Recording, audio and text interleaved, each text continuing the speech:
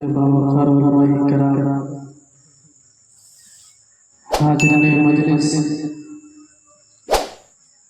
اپنے اپنے گھروں سے سننے والی خواتین اسلام، میری ماں اور بہنیں، السلام علیکم ورحمۃ اللہ وبرکاتہ۔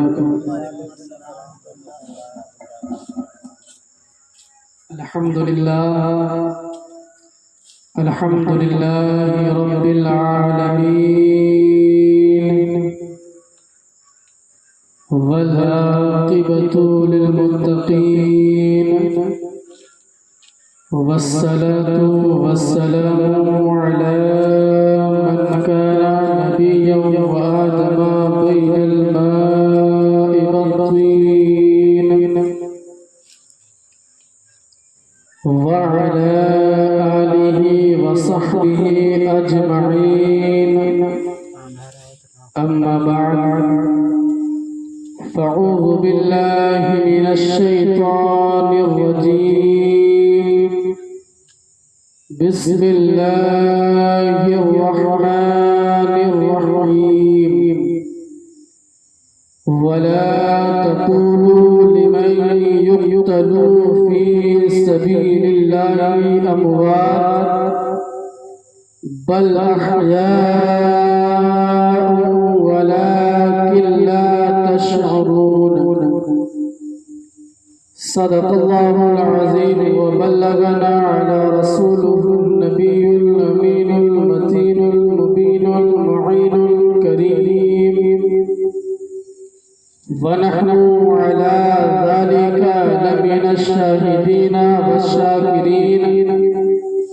والحمد لله رب العالمين۔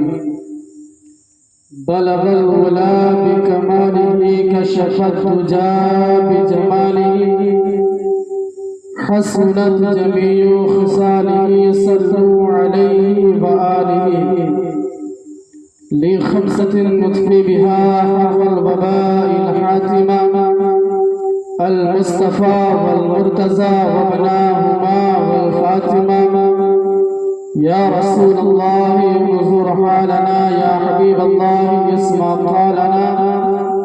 إنني في بحر حم مغرق، خذ يدي سهل لنا إشغالنا۔ کہ دن ڈھلا شام ہوئی، اب مجھے گھر جانے دو۔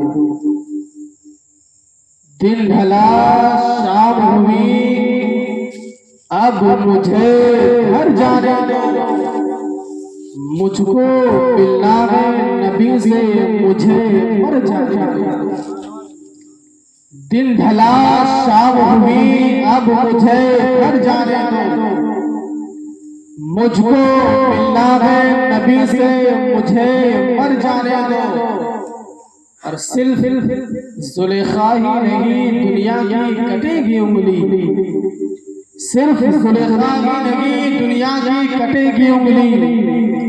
زلف واللیل کو چہرے پہ بکھر جانے دو،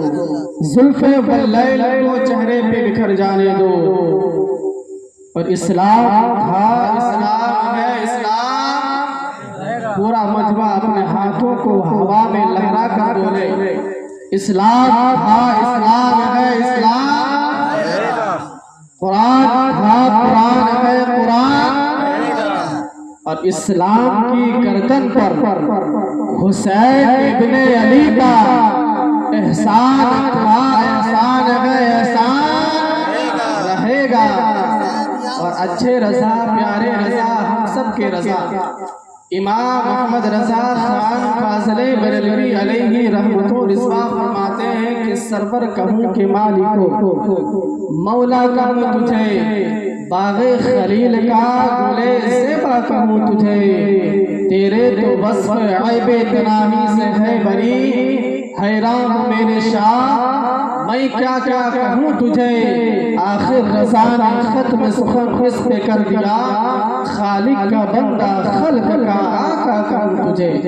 حضرات آئیے سب سے پہلے آقا انعامدار مدینے کی تاجدار، دونوں عالم کے مالک و مختار، ہم غریبوں کے غم گسار، سید ابرار و اخیار، شہنشاہ ذی وقار، رحمت للعالمین، طٰہٰ و یاسین کی بارگاہ مقدس میں نہایت عقیدت و محبت کے ساتھ اپنی غلامی کا ثبوت دیتے ہوئے درود شریف کا نذرانہ عقیدت پیش کرے، پڑھے باوز بلند اللہم صلی علی سیدنا و صفینا و حبیبنا و مولانا محمد معدن الجود والکرم، منبع العلم والحکم والحکم و آلہ و صحبہ اجمعین صلی اللہ علیہ وسلم۔ ابھی میں نے جس آیت کریمہ کی تلاوت کرنے کا شرف حاصل کیا، اس آیت کریمہ بھی آپ کو یاد ہے، اس کا ترجمہ بھی آپ کو یاد ہے، لیکن میں برکت حاصل کرنے کے لیے سنا دیتا ہوں۔ اللہ تبارک و تعالیٰ قرآن مقدس میں ارشاد فرماتا ہے، وَلَا تَقُولُوا لِمَن يُقْتَلُ فِي سَبِيلِ اللَّهِ أَمْوَاتٌ بَلْ أَحْيَاءٌ وَلَٰكِن لَّا تَشْعُرُونَ، کہ جو خدا کی راہ میں قتل کیے جائیں انہیں مردہ نہ کہو بلکہ وہ زندہ ہے۔ یہ کون کہہ رہا ہے؟ یہ قرآن کی بات ہے، یہ خدا کا فرمان ہے کہ جو راہ خدا میں قتل کیے جائے، جو خدا کی راہ میں اپنی جان دے دے، جو خدا کی راہ میں اپنی گردن کٹا دے، جس کی جان خدا کی راہ میں چلی جائے انہیں مردہ نہ کہو بلکہ وہ زندہ ہے۔ جن کی جان خدا کی راہ میں چلی جائے انہیں مردہ نہ کہو بلکہ وہ زندہ ہے۔ عقل کہتی ہے کھوپڑی میں تھوڑی سی عقل ہے، عقل کہتی ہے کہ سر تر سے جدا ہو گیا ہے، قرآن اسے زندہ کہہ رہا ہے۔ عقل کہتی ہے کہ سر روح جسم سے روح نکل گئی ہے، قرآن اسے زندہ کہہ رہا ہے۔ عقل انسان کی تقاضا کرتی ہے کہ اے لوگوں کون سی ایسی چیز ہے جسے قرآن اسے زندہ کہہ رہا ہے، روح نکل گئی ہے قرآن اسے زندہ کہہ رہا ہے، سر تر سے جدا ہو گیا ہے قرآن اسے زندہ کہہ رہا ہے۔ آپ اور سے میری باتوں کو سنیں، بات کو میں نہیں کر رہا ہوں، بات میں پرانی کر رہا ہوں، مگر انشاءاللہ آپ میری باتوں پر لذت محسوس کریں گے۔ اللہ ارشاد فرماتا ہے جو خدا کی راہ میں قتل کیے جائے انہیں مردہ نہ کہو بلکہ وہ زندہ ہے۔ عقل کہتی ہے کہ آخر وہ زندہ کیسے ہو سکتا ہے؟ دنیا کی ایک جماعت بھی ایسی ہے جس کا کہنا یہ ہے، جس کی کہنا یہ ہے کہ پاگل لوگ جسم سے روح نکل جاتی ہے انسان مردہ ہو جاتا ہے، سر تر سے جدا ہو جاتا ہے